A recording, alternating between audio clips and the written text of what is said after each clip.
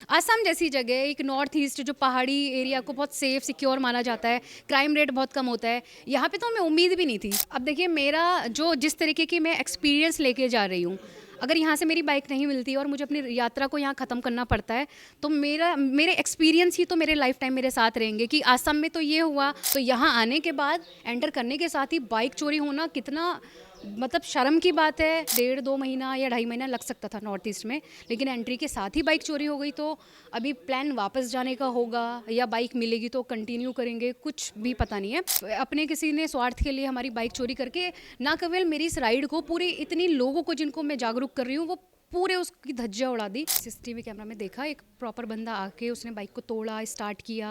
2 बाइकें हमारे पास, पहले उसने पहली वाली बाइक को तोड़ने की कोशिश करी, बट उससे वो नहीं टूटी, तो उसने दूसरी वाली बाइक को तोड़ा और अच्छे से वो दरवाजे से बाहर ले गया। ये पार्किंग में ही हम खड़े हैं, सामने हमारे सीसीटीवी कैमरा लगा हुआ है। एक बंदा कैसे दरवाज़ा खोल के अंदर आ गया।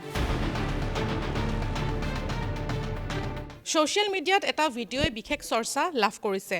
উত্তৰাখণ্ডৰ পৰা আহিছে এগৰাকী বাইক ৰাইডাৰ ননী।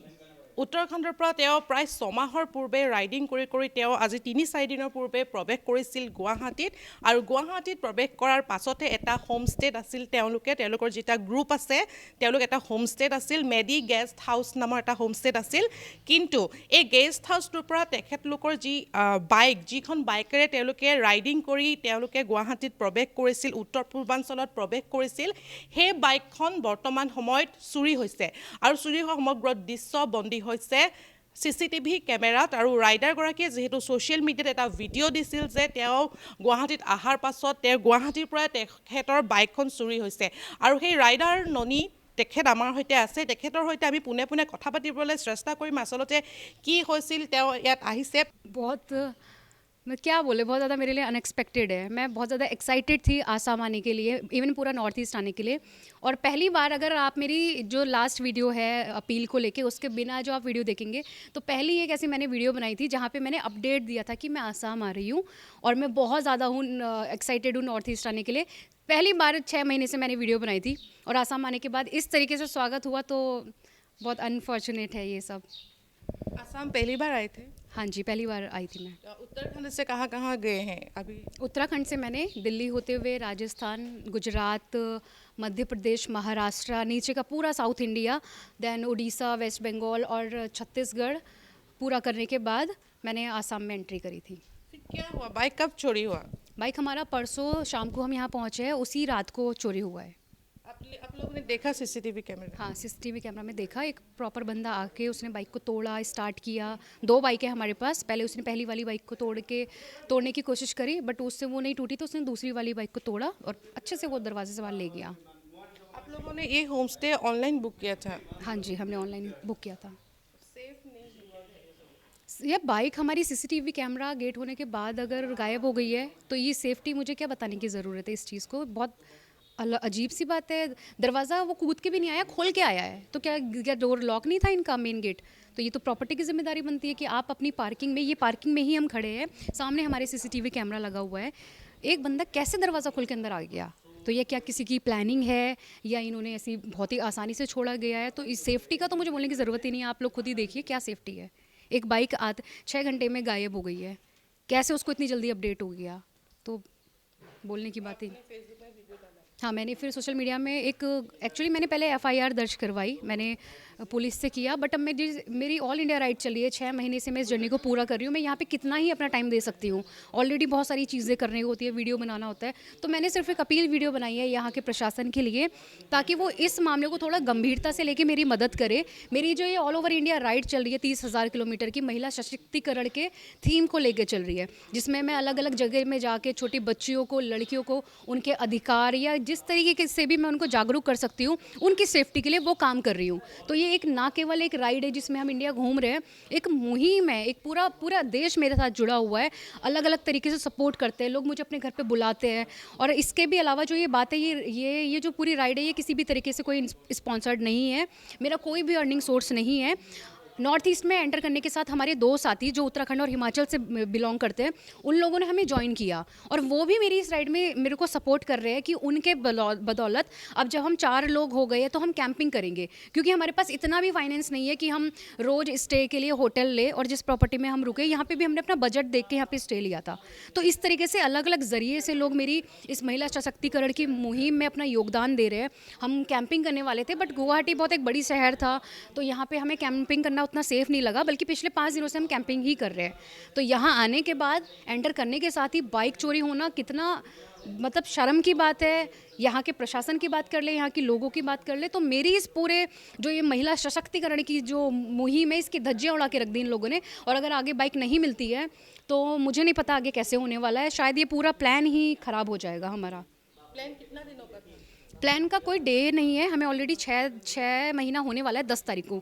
10 सितंबर से हमने ये राइड चालू करी थी और हमें 1.5-2 महीना या 2.5 महीना लग सकता था नॉर्थ ईस्ट में, लेकिन एंट्री के साथ ही बाइक चोरी हो गई। तो अभी प्लान वापस जाने का होगा या बाइक मिलेगी तो कंटिन्यू करेंगे, कुछ भी पता नहीं है। सारी हमारी उम्मीदें पुलिस से है कि अगर वो बाइक दे दे तो हम इस राइड को कंटिन्यू करेंगे। हाँ, उन्होंने हमें वो देखिए एक्शन वो ले रही है, वो हर एक तरीके से कोशिश कर रही है। उन्होंने हमें दिलासा दिया है कि हम पूरा ट्राई कर रहे हैं, और मेरी उम्मीद भी सिर्फ एक उन्हीं से है। अगर पुलिस ने यहाँ पे हमारी बाइक को हमें ढूंढ के दिलवा दिया तो ये राइड पूरी सक्सेसफुल होगी। नहीं हुआ तो अनफॉर्चुनेटली मैं जितना भी कर रही हूँ अपनी फंडिंग से कर रही हूँ, लोगों से हेल्प ले लेके कर रही हूँ, ये पूरी फ्लॉप हो जाएगी। और इस चीज़ के लिए मेरे को पूरा जीवन भर दुख होगा कि मैंने एक सोशल कॉज के लिए राइड करी थी, बट आसाम में आने के बाद सिर्फ अपने किसी ने स्वार्थ के लिए हमारी बाइक चोरी करके ना केवल मेरी इस राइड को, पूरी इतनी लोगों को जिनको मैं जागरूक कर रही हूँ, वो पूरे उसकी धज्जियाँ उड़ा दी। तो ये बहुत दुखद रहेगा मेरे लिए। हाँ, सीएम जी को, क्योंकि मेरे कुछ लोगों से मैंने कांटेक्ट करने की कोशिश करी, उन्होंने कहा यहाँ के सीएम बहुत अच्छे हैं, वो काफ़ी एक्टिव है और आगे बढ़ के आते हैं। तो मैंने बस एक हम प्रशासन से उम्मीद लगा सकते हैं और सीएम जी को मैंने रिक्वेस्ट करी है, तो बस इसी उम्मीद में कि मेरी बाइक मिल जाए और हम अपनी जर्नी को पूरा करें। बिल्कुल भी नहीं सोचा था। मैंने आपको बताया कि मैं कैसे कैसे बड़े बड़े शहरों में, दिल्ली, मुंबई, चेन्नई, हैदराबाद, ऐसी जगह में मैं ट्रैवल करके आ चुकी हूँ। मैंने लगभग 20,000 किलोमीटर तय कर लिया अपनी उसी बाइक से। तो जब इतने बड़े बड़े जगह पे जाके हम अच्छे से अपनी राइड को सफलता के साथ पूरी कर रहे हैं, आसाम जैसी जगह, एक नॉर्थ ईस्ट जो पहाड़ी एरिया को बहुत सेफ सिक्योर माना जाता है, क्राइम रेट बहुत कम होता है, यहाँ पे तो हमें उम्मीद भी नहीं थी। और अगर शहर की बात आप छोड़ो, एक पार्किंग में जहाँ पे सीसीटीवी कैमरा लगा है, प्रॉपर गेट है, दरवाजे है, पार्किंग के अंदर है, तो कौन ही एक्सपेक्ट करेगा कि बाइक चोरी होना या इस तरीके के बड़े हादसे होना। तो अब देखिए, मेरा जो जिस तरीके की मैं एक्सपीरियंस लेके जा रही हूँ, अगर यहाँ से मेरी बाइक नहीं मिलती और मुझे अपनी यात्रा को यहाँ ख़त्म करना पड़ता है, तो मेरे एक्सपीरियंस ही तो मेरे लाइफ टाइम मेरे साथ रहेंगे। कि आसाम में तो ये हुआ, मेरा वो माइंडसेट ही चेंज हो गया। अभी तक मेरे को लगता था आसाम के लोग अच्छे हैं और होंगे अच्छे, आई एम श्योर, हर कोई ऐसा नहीं होता है, लेकिन हम अपने एक्सपीरियंस ही शेयर करते हैं लाइफ टाइम। अब जो भी मैं आगे आने वाली अपने लोगों को, अपने साथियों को बताऊंगी, तो मेरा तो यही जाएगा कि आसाम में मेरी बाइक चोरी हो गई, और अगर मेरी बाइक नहीं मिलती है तो मेरी आसाम में आने की वजह से, गुवाहाटी में मेरी बाइक के वजह से, चोरी होने की वजह से पूरी राइड मेरी फ्लॉप हो गई, ये मेरा मैसेज जाएगा। बट अगर हाँ, आसाम की पुलिस अगर सक्सेसफुल बना सकती है इस मेरे मिशन को, अगर वो मेरी बाइक ढूंढ दे तो बहुत ही अच्छा रहेगा, और मैं पूरी उसी पैशन के साथ अपनी पूरी राइड को पूरा करूँगी। मैं किसी को नहीं बोल रही हूँ, बट मैं आप अपने एक्सपीरियंस ही हमेशा काउंट करते हैं ना, कि आपके साथ कहाँ क्या हुआ। तो आने के साथ ही ऐसा हो गया। आप सोचो, विदिन 6 to 7 आवर, हम शाम को 6-7 बजे यहाँ पहुँचे हैं, हम परसों रात को यहाँ पहुँचे हैं 6-7 बजे, हमने होम स्टे में पहुँचा, और रात के 2:30 बजे, हाँ, ऑनलाइन बुक किया था। हाँ, हमने सबसे पहले तो देखा, बजट देखा, मैंने बोला कोई भी हमें फाइनेंस नहीं कर रहा है। हाँ, हमने ये देखा, हमारे अंडर 1000 हमें ये रूम मिल रहा था, तो हमने हमारा सबसे फर्स्ट प्रायोरिटी यहाँ पे पैसे थे, क्योंकि हमारे पास कोई ऐसा बैकअप नहीं है। बट उसके बाद हमने देखा यहाँ कैमरे है, पूरी पार्किंग है, तो इसमें क्या ही दिक्कत होगा। अभी यहाँ पे सवाल आता है यहाँ की प्रॉपर्टी के ओनर को, तो देखते हैं वो क्या करते हैं। ओनर से भी कुछ बात खास मेरी हुई नहीं है, वो कह रहे कि हाँ, वो यहीं पे रहते हैं, ये गेस्ट हाउस है, हाँ शायद यहाँ पे है, तो वो बताएंगे। अभी देखते हैं, पुलिस अब अपना काम कर रही है, अब देखते हैं, अगर बाइक नहीं मिली तो हम उनसे भी पूछेंगे कि एक्चुअली क्या हुआ, क्योंकि उनकी भी रिस्पॉन्सिबिलिटी बनती है। अगर आप अपनी प्रॉपर्टी को इस तरीके से यूज़ कर रहे हैं, तो सेफ्टी का तो उनका ही बनता है असल में।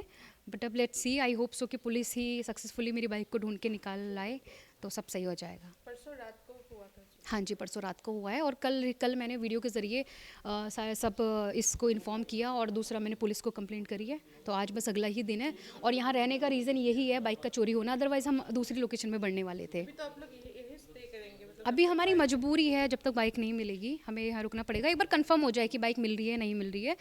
अदरवाइज़ हम कल ही मूव करने वाले थे अपनी दूसरी डेस्टिनेशन की तरफ। अभी हमारा पहले कामाख्या मंदिर हमें विजिट करना था, मंदिर में दर्शन। कहीं भी नहीं गए? अभी हम कहीं भी नहीं गए, गुवाहाटी हमारा पहला ही शहर है। बस ये है कि गुवाहाटी शुरू होते ही तो असम शुरू नहीं होता, तो हमने बॉर्डर एरिया में कैंपिंग करी है 4-5 दिन। तो ये पहला ही है हमारा पूरा नॉर्थ ईस्ट का और असम का पूरा पहला ही सिटी है हमारा। हम पूरा ऑल ओवर नॉर्थ ईस्ट और ऑल ओवर असम हर जगह जाने वाले हैं। मैं 20,000 किलोमीटर अगर ऑलरेडी तय कर चुकी हूँ, तो इसका मतलब मैं काफ़ी अच्छी डिटेलिंग में हर एक जगह जा रही हूँ। तो मैं अच्छे से करने वाली थी, बट सारी उम्मीदें हैं मेरी बाइक से और हमारे पुलिस प्रशासन से। अगर बाइक वापस मिलती है तो सब कुछ सही हो जाएगा, बिल्कुल। अदरवाइज़ हमारे पास कुछ भी ऐसा ऑप्शन नहीं है। पूजा तलाल और मेरे सोशल मीडिया हैंडल है राइडर नॉनी।